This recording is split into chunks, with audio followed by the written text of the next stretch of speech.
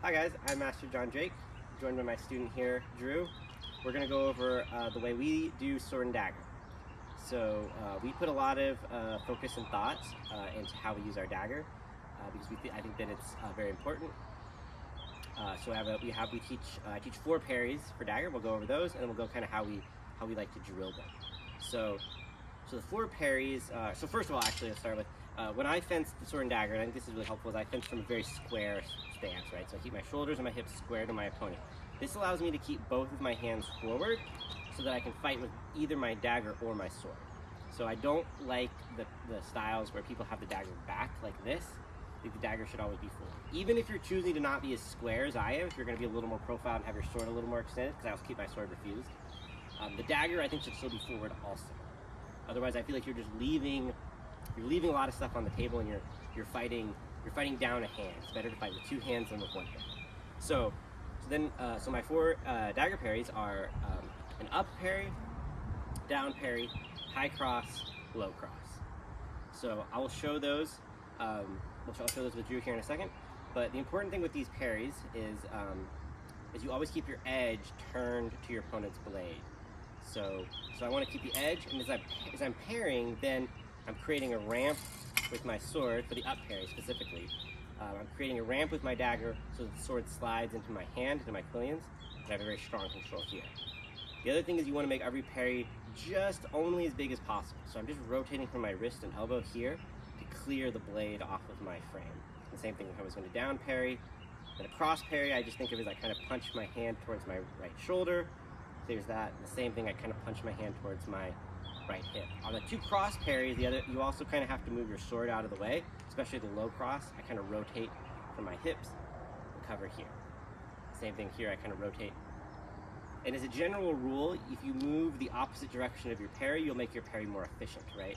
So if I parry out this way and I lean this way a little bit, I've made my parry a little bigger without having to move my hand as much. So it's faster, but I've created more distance to create myself safe, and then I can bring my hand back in if someone disengages, right? So if I make it too big of a movement out, then I can't get my hand, will be slow coming back, and I will get hit. So I have to keep everything moving small, and moving my body behind my hand helps with that, makes everything faster and more efficient. So now we'll show the parries here. So if you come on guard real quick. So if she threw a shot high over my dagger, I would parry it out, and I would create that ramp into my hand. And then as I'm doing that, the other thing is when you practice this, so if we do this as a drill, if she threw the shot for real, I'd parry and I'd strike, right? So I would always want, ideally, when you've parried, you've always launched a counter punch back. And I try to do that in 1 time. It's not parry throw, it's parry throw in 1 time. That way she does not have, or whoever your opponent is, doesn't have his time to respond, right? So that's the first one. Show that one more time. High, parry, throw. And then if she threw a shot below my dagger, so I just parry that, rotate that one out here. This one is a little less good because gravity doesn't keep it locked in, but I kind of, as I do that one, a lot of times I'll kind of sink in, like just dip my knees a little bit, drive her hand down, I'll throw it back, and I'm just moving, like I don't want to do it too far out, right, because then she can disengage over. I want to just keep it just enough to keep it off of my body. And not give her any extra power too, right? Because if I like smack it, then she has the motion. I have lost control, right? So I'm just taking it offline just enough to keep myself safe. And then high cross. So if she threw it kind of like my sword shoulder, this one I'm just punching. I think of it as I'm punching my hand towards my right shoulder and catching here. And that also has builds this ramp into my hand. And this one I like to throw, and I like to throw back kind of into the side or even end up into the armpit, because that's really hard for your opponent to parry. You can see where her dagger is. She can't really get that because her arm is in the way, right?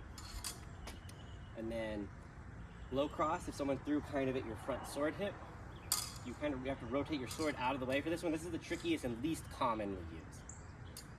But from here, I create kind of this wall, and once again, I've created a ramp into my hand. I have good control. And then I would probably throw and hit her like in the sword side, shoulder, and neck, because that's also, once again, going to be the hardest shot for her to parry with her dagger. So we do this as a drill where we will go through these parries and have one person throw and the other person parry and throw back. We also do it, so we do it from that side, and then we switch sides so we can have everyone do both. And is you can start slow, but at certain points you want to increase the speed, and you want to wear masks and armor for this too. So you have someone, like I used to have someone throw a shot as fast as they could at me, and I'd practice parry or post to get that timing down, right? Because there's a timing, and you've probably seen a lot of people will parry, and then the shot will come back late, but you want to just make that one movement. So the other way that we also drill this is really important too, is we drill this as an initiation.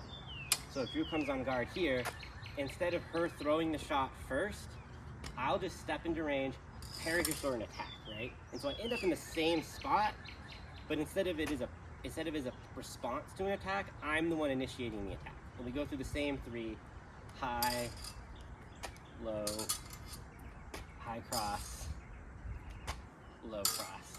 But we do them where the person doing the drill is the one initiating the action. And I do this in fights where I'll come up to someone, see their sword, reach out, cover, and hit them in a single attack.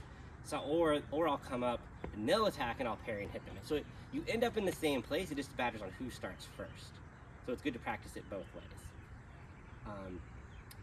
This is a really good thing that we like to do. We like to work on this a lot.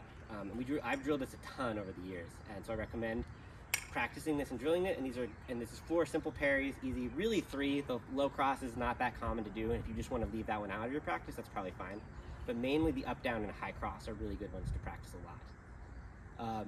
One of my other students, Leandra, she wrote a little booklet about kind of the same concept, and I'll leave a link to that in the description of this video. If y'all have any questions, please reach out. But hopefully you enjoyed this video.